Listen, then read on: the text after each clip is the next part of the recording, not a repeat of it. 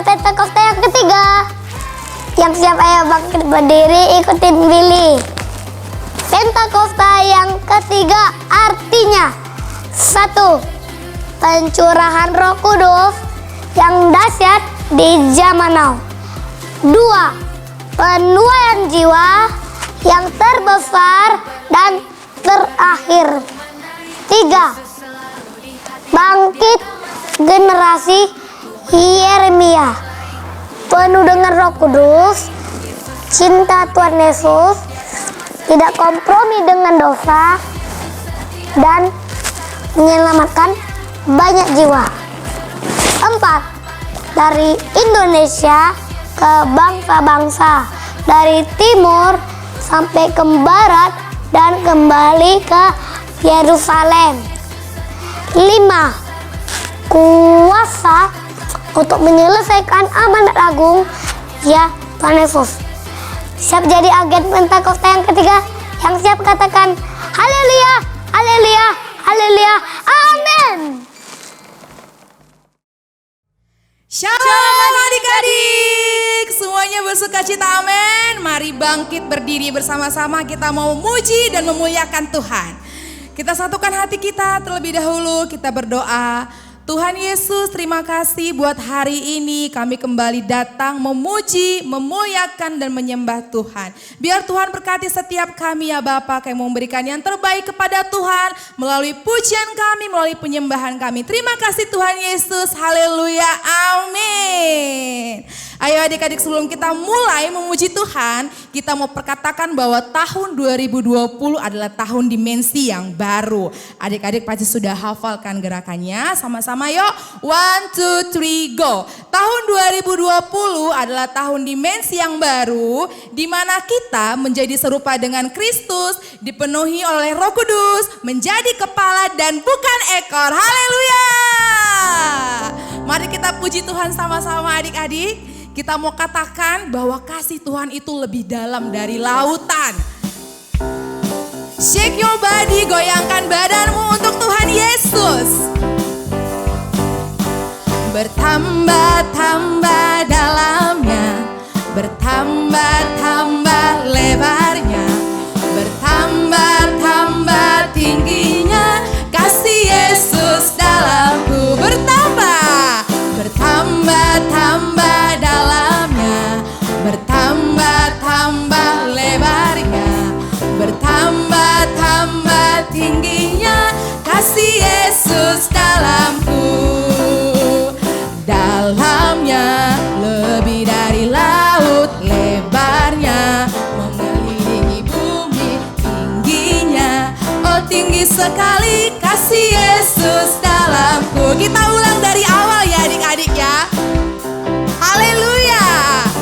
Bertambah-tambah dalamnya, bertambah-tambah lebarnya, bertambah-tambah tingginya, kasih Yesus dalamku. Dalamnya, dalamnya lebih dari laut, lebarnya mengelilingi bumi, tingginya oh tinggi sekali, kasih Yesus dalamku. Dalamnya, dalamnya lebih dari laut, lebarnya mengelilingi bumi, tingginya oh tinggi sekali, kasih Yesus dalamku. Kasih Yesus, kasih Yesus dalamku. Kasih siapa?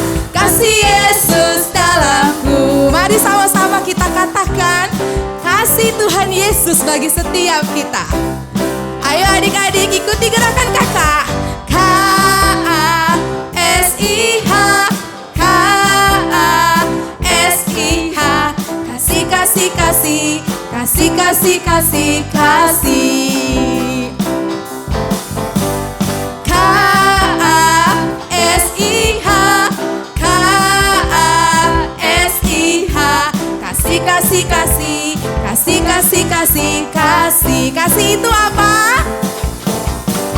Kasih itu sabar, tidak suka marah. Ha, ha. Sayang kepada teman seperti kasih Yesus. Kasih itu apa? Kasih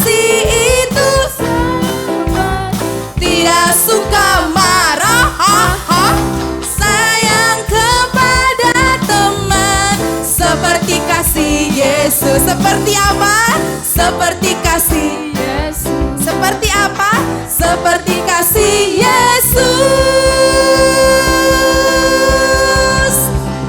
Haleluya.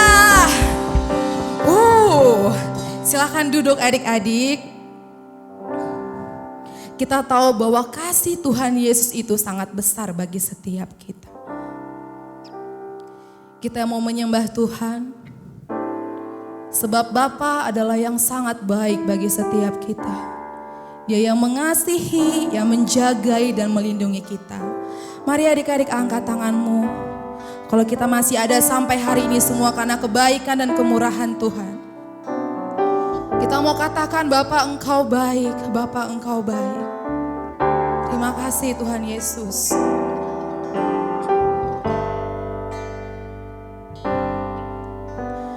Bapa Engkau baik, Bapa Engkau baik, Kau selalu baik kepadaku, Bapa-Ku cinta Kau. Katakan aku memujimu. Aku memujimu.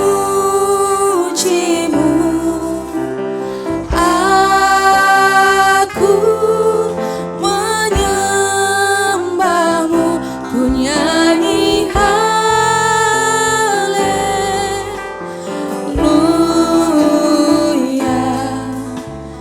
Bapa-Ku cinta Kau. Jika kau sungguh-sungguh mencintai Tuhan, mari angkat pujian ini kepada Tuhan Yesus. Bapa Engkau baik, Bapa Engkau baik, Kau selalu baik kepadaku, Bapa-Ku cinta Kau. Bapa Engkau baik, Bapa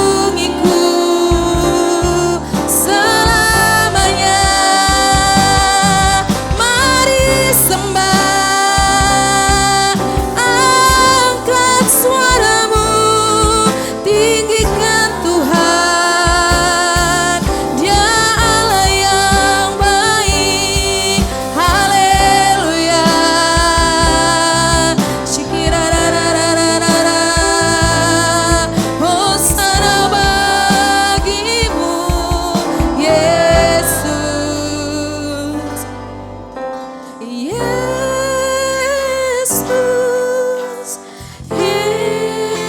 Yesus, Kau berarti bagiku. Oh Yesus, Yesus, Kau segalanya bagiku. Panggil namanya adik-adik, katakan Yesus,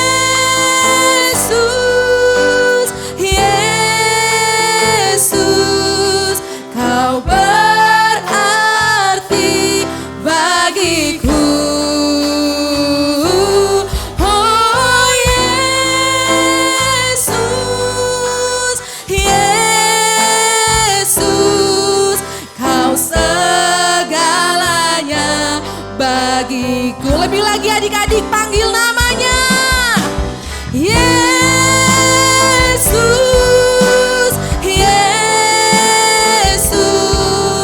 Kau berarti bagiku.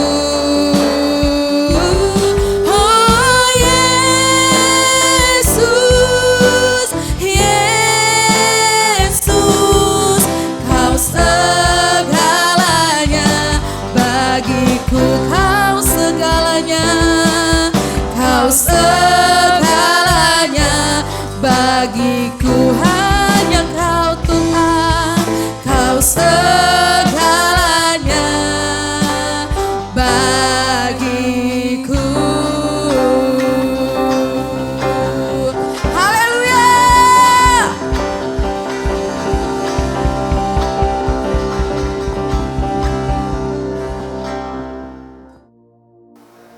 Shalom adik-adik, apa kabar? Jumpa lagi dengan Kak Yanti hari ini. Sebelum kita mendengarkan firman Tuhan, Kak Yanti mau ajak kita berdoa terlebih dahulu. Ayo, lipat tangannya, tutup matanya, kita berdoa. Tuhan, Bapa kami yang sangat baik, terima kasih Tuhan, Engkau senantiasa menyertai hidup kami. Kami ada semua karena penyertaan Tuhan. Kami akan mendengarkan firman Tuhan. Tuhan berkati kami, sucikan hati kami. Kau berkati pendengaran kami agar kami bisa mendengarkan firman-Mu dengan baik dan sungguh-sungguh. Tuhan berkati Kak Yanti yang menyampaikan firman-Mu, biar Engkau pakai mulut lidahnya menyampaikan firman-Mu. Kami siap, kami mau mendengarkan firman Tuhan. Dalam nama Tuhan Yesus semua katakan amin. Sekali lagi Kak Yanti ingatkan, bagi yang sudah bisa menulis silakan tulis, catat apa yang Kak Yanti sampaikan. Dan bagi yang lain yang belum menulis, duduk yang tenang, dengarkan Kak Yanti ngomong, semuanya fokus mendengarkan firman Tuhan. Hari ini Kak Yanti mau membawakan firman Tuhan dengan judul kuasa perkataan. Ternyata adik-adik, perkataan kita itu memiliki kuasa. Hari ini kita mau belajar bersama-sama. Kita membuka Yehezkiel 37 ayat 1 sampai ayat yang ke-14. Oke, sekarang dengarkan Kak Yanti. Ada suatu bangsa yang sangat dikasihi Tuhan. Bangsa Israel. Mungkin adik-adik sudah sering mendengar ceritanya. Bangsa ini sangat dikasihi Tuhan. Mereka adalah bangsa yang dipanggil menjadi umat yang memuji dan menyembah nama Tuhan. Tapi adik-adik, bangsa itu sedang menderita karena mereka sedang ditawan. Mereka sedang menjadi budak. Namanya juga jadi budak ya adik-adik, pasti gak enak. Karena hidupnya gak bebas, mau ngapa-ngapain pun juga gak enak. Mau ngapa-ngapain pun juga gak bisa, gak boleh. Ada yang mengawasi, mereka harus kerja keras, mereka harus kerja paksa, mereka harus angkat batu-batu besar. Kalau enggak mampu dipukuli, bahkan ada yang dipukuli sampai mati. Karena mereka sedang menderita, bangsa ini kemudian berseru kepada nama Tuhan. Mereka berseru kepada Tuhan karena mereka tahu Tuhan itu berkuasa. Tuhan yang mereka sembah itu berkuasa. Dan Tuhan yang mengasihi mereka mendengarkan permohonan mereka. Mereka kemudian dibawa keluar dari penindasan bangsa Mesir. Mereka keluar dari tanah perbudakan. mereka dibawa oleh Tuhan ke suatu negeri yang sangat subur. Negeri itu sangat subur. Bahkan Alkitab mengatakan bahwa negeri itu dipenuhi dengan susu dan madu. Adik-adik harus tahu bahwa waktu itu, pada zaman itu, yang namanya susu dan madu itu sangat-sangat mahal, sangat-sangat berharga. Dan firman Tuhan mengatakan bahwa negeri itu dipenuhi susu dan madu, artinya negeri itu sangat-sangat kaya. Di kota itu, di negeri itu, bangsa Israel membangun sebuah kota. Kota itu dibangun dengan sangat megah, dikelilingi dengan tembok yang sangat besar dan tinggi.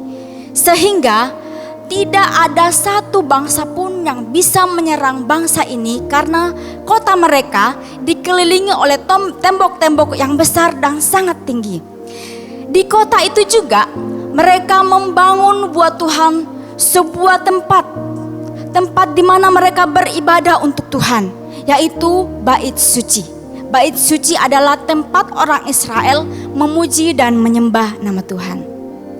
Tapi adik-adik sangat-sangat disayangkan.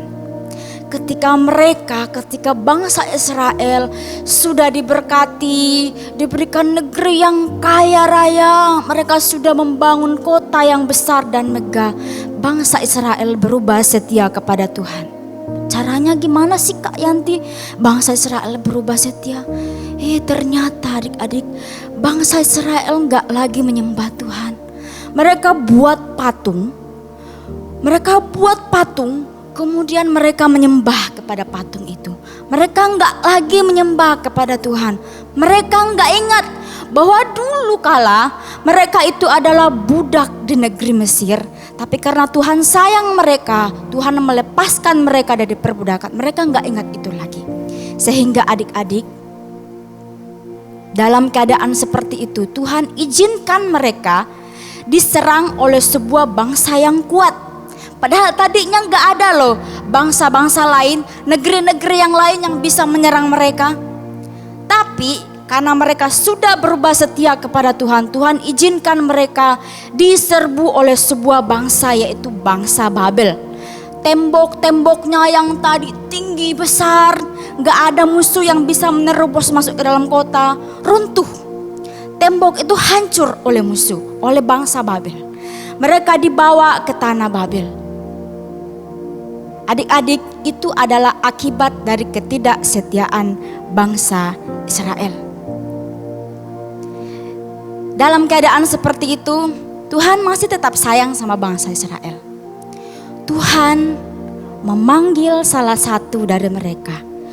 Tuhan mengambil salah seorang dari mereka untuk menjadi alatnya, untuk memperingatkan bangsa Israel supaya balik lagi kepada Tuhan. Siapa dia? Ya, itu adalah Nabi Yehezkiel. Nabi Yehezkiel. Yehezkiel ini siapa sih? Ternyata adik-adik, Yehezkiel ini adalah seorang imam. Imam ini adalah orang yang melayani di Bait Suci. Jadi sewaktu Israel belum diserang, Yehezkiel ini adalah imam di Bait Suci. Tempat di mana orang-orang Israel beribadah kepada Tuhan. Kalau kita mungkin ada bapak pendeta ya. Nah, Yehezkiel sama kayak gitu. Dia juga adalah pemimpin di tempat ibadah. Dan Tuhan memanggil dia untuk menjadi nabi. Nabi itu adalah orang yang menyampaikan pesan Tuhan. Orang yang menyampaikan nubuatan dari Tuhan. Tuhan mau pakai Yehezkiel. Nah, suatu hari adik-adik, Yehezkiel ini melihat sebuah penglihatan. Kak Yanti, penglihatan itu apa sih? Penglihatan itu adalah pernyataan dari Allah, di mana Tuhan ingin menyampaikan suatu pesan. Kak Yanti, kalau kami sebagai anak-anak sekolah minggu bisa nggak melihat penglihatan? Bisa. Dalam firman Tuhan pun juga dikatakan semua orang pada zaman akhir akan melihat penglihatan. Ya, tapi intinya harus sama seperti Yehezkiel. Tadi dalam Yehezkiel pasal 37 ayat 1, di situ dikatakan bahwa Yehezkiel dikuasai oleh roh Allah. Jadi adik-adik, kalau pengen dipakai Tuhan harus dikuasai oleh roh Allah. Harus dikuasai oleh Roh Kudus. Ya, bukan dikuasai keinginan daging. Tuhan gak bisa pakai orang yang dipenuhi keinginan dagingnya, mau-maunya sendiri, gak mau ikut kemauan Tuhan. Ya, Yehezkiel ini dibawa ke suatu tempat. Yehezkiel ini melihat sebuah penglihatan. Dalam penglihatan itu dia dibawa ke suatu tempat, yaitu sebuah lembah. Lembah itu dipenuhi dengan tulang-tulang kering. Ya, tulang-tulang kering. Mungkin mayat-mayat itu, ya, mayat-mayat yang sudah tinggal tulang itu sudah bertahun-tahun. Jadi sangat-sangat kering tulangnya. Kemudian Tuhan bertanya sama Yehezkiel seperti ini. Yehezkiel, menurut kamu tulang-tulang ini bisa hidup kembali enggak? Kata Yehezkiel, Tuhan, Engkau kan Maha Tahu. Pasti Engkau yang lebih tahu tulang-tulang ini masih bisa dihidupkan atau enggak. Saya enggak tahu. Tapi sebetulnya dalam hati Yehezkiel, mana mungkin lah ya. Tulang-tulang ini sudah bertahun-tahun, sudah kering seperti ini, bagaimana mungkin bisa dihidupkan kembali. Tapi adik-adik harus tahu, Tuhan yang kita sembah adalah Tuhan yang mampu melakukan segala sesuatu karena Dia adalah Tuhan yang berkuasa. Tuhan yang mampu membuat semua mujizat termasuk menghidupkan orang mati. Tapi Yehezkiel sebetulnya ragu dalam hatinya waktu itu. Sehingga dia berkata, Tuhan, hanya Engkau yang tahu bahwa tulang-tulang ini bisa dihidupkan. Kemudian Tuhan berkata kepada Yehezkiel, sekarang Yehezkiel katakan kepada tulang-tulang kering itu, hai tulang-tulang kering, Tuhan berkata bahwa Ia akan menghidupkan kamu kembali. Supaya kamu tahu bahwa Tuhanlah yang berkuasa atas segalanya. Kemudian ketika Yehezkiel menyampaikan perkataan itu, ketika dia menyampaikan, dia menuruti apa yang diperintahkan Tuhan. Dia mendengarkan suara krek, krek, krek. Yehezkiel cari, bunyi apa ya? Bunyi apa ya? Saya pikir saya yang di tempat ini cuma saya dengan Tuhan. Bunyi apa ya? Ternyata itu adalah tulang-tulang kering. Ternyata tulang-tulang itu terpisah. Ada yang tengkoraknya sana, ada yang tulang tangan sini, tulang kakinya sana. Nah, tulang-tulang itu bergerak, bersatu dengan tulang-tulang lainnya, bersatu dengan tulang tangan, bersatu dengan tulang kaki, dengan tengkoraknya sehingga utuh menjadi satu tubuh. Tapi adik-adik, ketika utuh semuanya, dagingnya udah ada nih, kulitnya udah ada, semua anggota tubuhnya udah ada. Daniel lihat, maaf ya adik-adik, Yehezkiel melihat ada yang kurang. Dia amat-amat, iya ada yang kurang, kira-kira apa ya? Yehezkiel bertanya-tanya, apa ya yang kurang? Kira-kira apa ya adik-adik? Oh Kak Yanti, saya tahu. Mungkin alisnya satu, belum ada. Baru sebelah alisnya yang ada. Bukan. Oh mungkin hidungnya, lupa. Hidungnya belum kepasang. Bukan juga. Apa itu? Semuanya udah ada. Ternyata ada yang kurang. Mayat ini belum bernafas. Belum ada kehidupan. Belum ada nafasnya. Jadi belum jadi makhluk hidup. Walaupun semuanya udah utuh, belum ada nafasnya. Kemudian Tuhan berkata lagi sama Yehezkiel, Yehezkiel, kamu perintahkan nafas hidup dari keempat penjuru angin untuk berhembus masuk ke dalam tubuh mayat-mayat ini supaya hidup kembali. Kemudian Yehezkiel berkata, hai nafas hidup dari barat, timur, utara, dan selatan, berhembuslah ke dalam tubuh mayat-mayat ini supaya mayat-mayat ini bisa hidup kembali. Dan ajaibnya adik-adik, semua mayat-mayat itu serentak bangun, bangun. Kemudian mereka berdiri dan ternyata jumlahnya sangat banyak. Itu adalah hal yang dapat dilakukan oleh Tuhan karena Tuhan yang kita sembah adalah Tuhan yang berkuasa. Kemudian Yehezkiel bertanya-tanya, apa sih arti penglihatan saya ini? Kemudian Tuhan berkata kepada Yehezkiel, Yehezkiel, tadi yang kamu lihat itu, tulang-tulang kering itu menggambarkan keadaan Israel saat ini. Israel yang sedang putus asa, gak ada harapan. Mereka seperti orang mati, letih, lesu. Mereka gak ada harapan lagi. Mereka gak punya negeri lagi. Negerinya udah dijajah sama bangsa Babel. Kota mereka udah hancur. Bahkan yang lebih menyedihkan lagi, rumah Tuhan, bait suci di mana Yehezkiel melayani juga runtuh. Jadi Israel seakan-akan gak punya pengharapan lagi. Mereka putus asa. Tapi kata Tuhan kepada Yehezkiel, Yehezkiel, ini adalah keadaan bangsa Israel. Seperti tulang kering, gak ada harapan. Tapi seperti halnya penglihatan yang barusan kamu lihat Yehezkiel, hidup kembali. Tulang-tulang kering itu hidup kembali. Aku akan membuat bangsa Israel semangatnya bangkit lagi. Harapannya bangkit lagi. Karena apa? Aku akan memulihkan keadaan Israel. Aku akan membawa Israel kembali ke negerinya. Kotanya yang udah hancur, temboknya yang udah hancur, itu akan dibangun kembali. Yehezkiel, sekarang kamu pergi, kamu sampaikan ke Israel. Israel, bangkit kembali. Semangat kembali bangsa Israel. Karena Tuhan akan membawa kamu kembali ke negerimu. Tuhan akan membangun kembali kotamu yang megah. Tembokmu yang runtuh akan dibangun kembali. Itu adalah harapan baru buat bangsa Israel. Adik-adik, tadi waktu Yehezkiel menuruti firman Tuhan, dia berkata kepada tulang-tulang kering itu agar hidup. Perkataan itu berkuasa. Apalagi kalau kita senantiasa memperkatakan firman Tuhan. Oleh sebab itu adik-adik, kalau kita mengerti bahwa perkataan kita itu mengandung kuasa, kita harus memperkatakan perkataan yang memberkati orang lain. Adik-adik, ingat, sebagai anak-anak Tuhan, kita gak boleh sekalipun mengutuki sesama, ngata-ngatain teman, itu nggak boleh. Karena apa? Kita dipanggil untuk memberkati orang lain melalui ucapan kita. Jadi jangan sampai kata-kata binatang semua keluar dari mulutnya.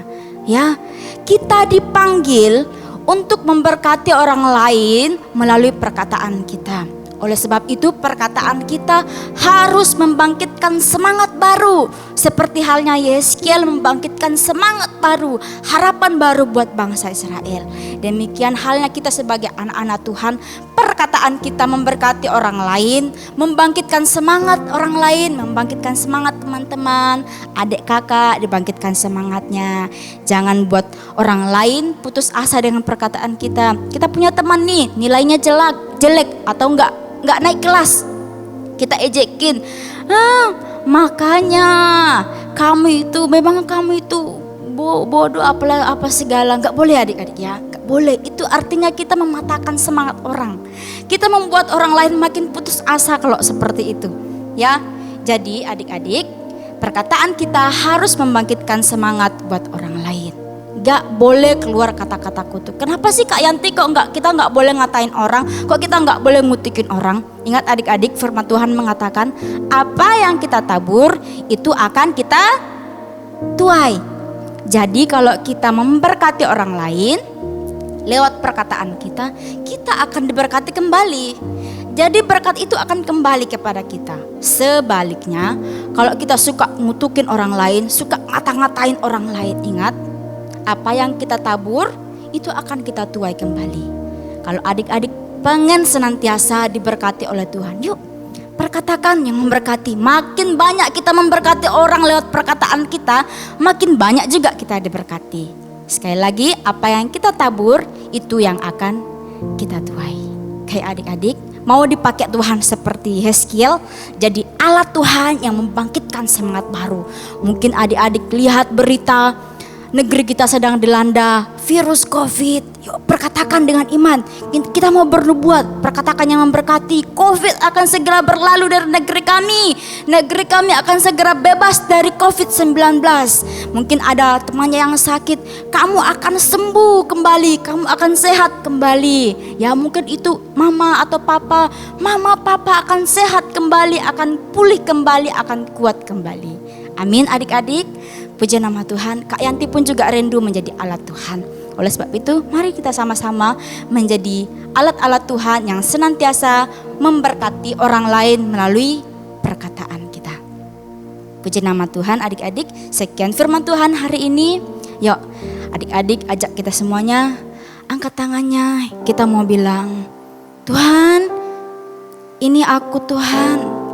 Aku ingin jadi alatmu seperti Hezkiel, yang bisa membangkitkan semangat baru, harapan baru buat orang lain. Tuhan, pakai aku, pakai mulutku Tuhan, agar perkataanku senantiasa memberkati orang lain. Bisa memberkati mama papaku melalui perkataanku, adik-adikku, kakakku, abangku, bahkan teman-temanku. Terima kasih Tuhan Yesus.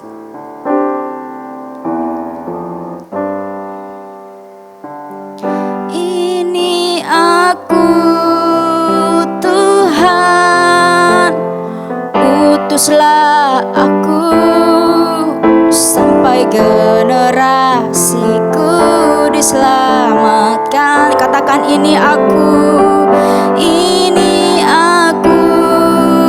Tuhan, utuslah aku sampai generasiku diselamat. Sekali lagi katakan, ini aku Tuhan, angkat tanganmu. Ini aku Tuhan, utuslah aku sampai generasiku diselamatkan. Ini aku Tuhan, utuslah aku sampai generasiku diselamatkan.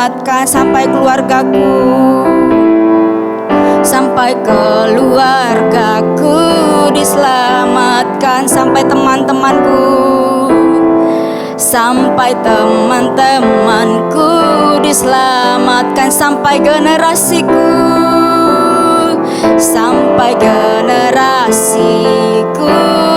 diselamatkan. Angkat tanganmu, katakan, Tuhan, ini aku Tuhan, aku rindu menjadi alat-Mu. Urapi kami seperti Hezkiel Tuhan, agar perkataan kami senantiasa memberkati orang-orang di sekitar kami. Kami rindu Tuhan, Engkau pakai kami Tuhan menjadi alat-alat-Mu di akhir zaman ini Tuhan.